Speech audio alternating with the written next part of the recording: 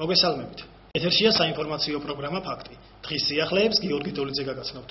ლანჩხუთის მუნიციპალიტეტის გამგეობის ინიციატივით გრიგოლეთში დასუფთავების აქცია მოეწყო. ნახეთ ჩვენი სიუჟეტი. დაბა გრიგოლეთის 1 კილომეტრიანი სანაპირო ზოლის დასუფთავებაში ასეულობით ადამიანმა მიიღო მონაწილეობა. აქცია პროექტის მე მიყვარს ლანჩხუთის ფარგლებში მოეწყო. ორგანიზატორებად კი ლანჩხუთის მუნიციპალიტეტის გამგეობა მოგვევლინა. აქციაში მოხალისე მოქალაქეების გარდა გამგეობის ყველა სამსახურმა, საკრებულოს კომისიების თავმჯდომარეებმა, ნაციონალური მოძრაობის ახალგაზრდული ფრთის წარმომადგენლებმა და თავად დასუფთავების სამსახურმა მიიღო მონაწილეობა. აქციის შედეგად, რომელიც რამდენიმე საათს გაგრძელდა, გრიგოლეთის სანაპირო ზოლის პლაჟზე ტურისტებს თავისუფლად შეეძლებათ დასვენება. მსგავსი აქცია გრიგოლეთში შარშანაც მოეწყო. ამავე პროექტის ფარგლებში ავტომაგისტრალის ცენტრალური გზის დასუფთავებაცაა დაგეგმილი. როგორც აქციის მესვეურები ამბობენ, ღონისძიება ერთჯერადი არაა და იგი პერმანენტულ ხასიათს მიიღებს. აქცია სუფთა ლანჩხუთისთვის გრძელდება, ამჟამად მიმდინარეობს გრიგოლეთის სანაპირო ზოლის 1 კილომეტრის სანაპირო ზოლის დასუფთავებას. აქციაში მონაწილეობს მუნიციპალიტეტის გამგეობის ყველა სამსახური, ტერიტორიული ორგანოების წარმომადგენლები და თანაშემწეები, ასევე საკრებულოს კომისიის თავმჯდომარეები. ნაციონალური მოძრაობის ახალგაზრდული ორგანიზაცია და დასუფთავების მთლიანი სამსახური.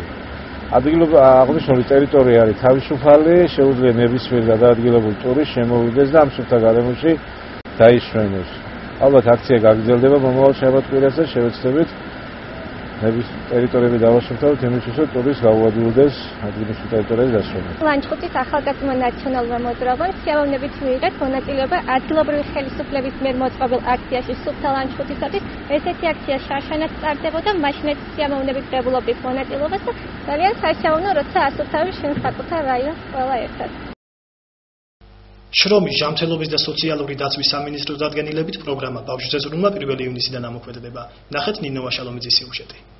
აღნიშნული დახმარება 0-დან 3 წლამდე მზრუნველობა მოკლებულ, სოციალურად დაუცველ და ძალადობის მსხვერ ბავშვებზეა გათვლილი.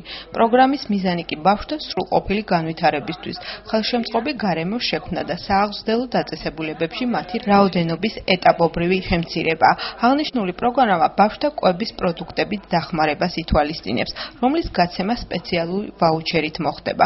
სოციალური მომსახურების სააგენტო დახმარებას მშობლის თანხმობით, ოჯახის მოწმებისა და სოციალური მომსახურების სააგენტოს, მეურვეობისა და მზრუნველობის ორგანოს, ამ შემთხვევაში გურიის რეგიონული საბჭოს წევრთა თანხმობის შედეგად გასცემს. ბავშვები, რომელთაც მშობლის არ აქვს გარკვეული ეკონომიკური მდგომარეობის გამო იმის საშუალება, რომ უზრუნველყო კვება ბავშვის კვება მოგმართავენ ჩვენ და ამის საფუძველზე მიიღებენ ვაუჩერებს, რომელიც შემდგომში განაღდება, ასე ვთქვათ, აფთიაქებში და მიიღებენ 100 ლარის საკვებ პროდუქტებს.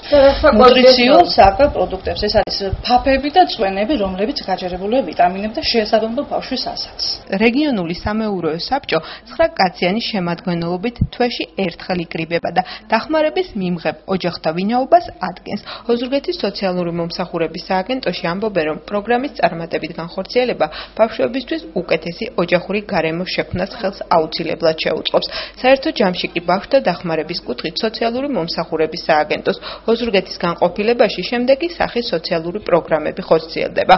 ობოლ და მზრუნველობა მოკლებულ ბავშვებზე შვილობილობა, რეინტეგრაცია ინსტიტუციიდან ოჯახში დაბრუნება, უთანხო პრევენცია. ამ უკანასკნელს კი უახლოეს მომავალში 3-დან 16 წლამდე საწოლის პროგრამაც დაემატება, რომელიც ზემოთ ჩამოთვლილ კატეგორიას ერთჯერადად საწოლითა და თეთრეულით უზრუნველყოფს.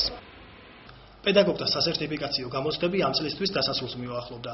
უფრო ვრცლად ამ თემის შესახებ თამთადოლიძე ისაუბრებს. 1 ივლისიდან 22 ივლისის ჩათვლით აბიტურიენტთა ეროვნული გამოცდების პარალელურ რეჟიმში პედაგოგთა სასერტიფიკაციო გამოცდები მიმდინარეობდა. პროფესიული უნარების, მათემატიკისა და ქართული ლიტერატურის შემდეგ ბოლო ტესტი მასწავლებლებს უკვე უცხო ენაში ჰქონდათ. ხსენებულ საგანში ეს გამოცდა რიგით მეორე იყო. პირველი პედაგოგთა ეგრეთ წოდებულ პასიურ ცოდნას ამოწმებდა და წერითი გამოცდის სახე ჰქონდა. ამჯერად კი საგამოცდო მასალა და ზოგადად მისი სპეციფიკა მასწავლებელთა მიერ ენის ცოდნის აქტიური მარაგის განსაზღვრა